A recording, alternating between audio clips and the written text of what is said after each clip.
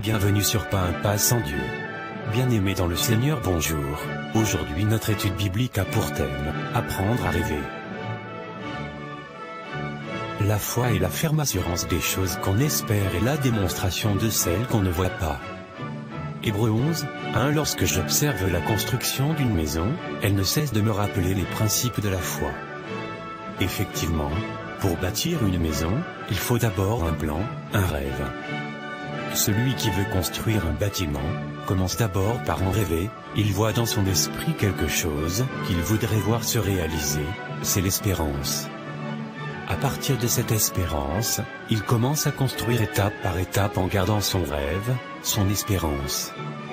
En chemin, il peut survenir des incidents, des blocages. Mais s'il garde son espérance, sa détermination et sa fermeté, il finira par voir ce bâtiment naître, démontrant ainsi sur le terrain ce qu'il a vu en image, en rêve. La foi agit pareillement. Elle commence toujours par un rêve, par une vision, une image plus ou moins précise.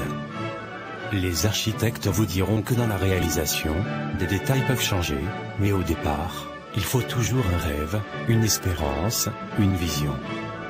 Pour manifester la foi, il faut apprendre à rêver et à garder son rêve. Combien de gens ne savent que rêver, ne savent plus espérer? Dieu dit que la foi est la ferme assurance des choses qu'on espère. L'espérance est un rêve. C'est une vision positive de l'avenir. Avez-vous pour votre vie spirituelle?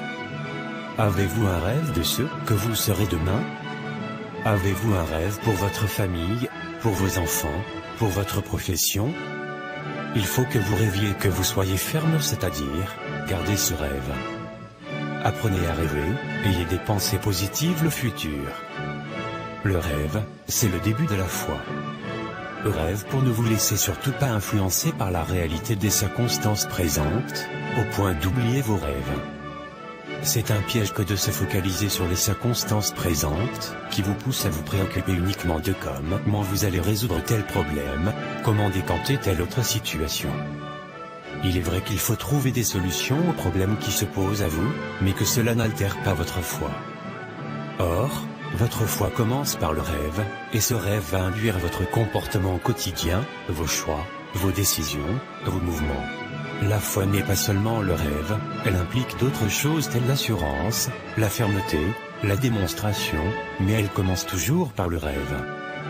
Apprenez à rêver pour tous les aspects de votre vie, apprenez à rêver selon les promesses de Dieu et gardez vos rêves, votre espérance. Merci de nous avoir suivis, retrouvons-nous demain pour une autre étude biblique. Aimez et partagez avec vos proches s'il vous plaît. Laissez-nous un like ou un commentaire. Soyez grandement bénis.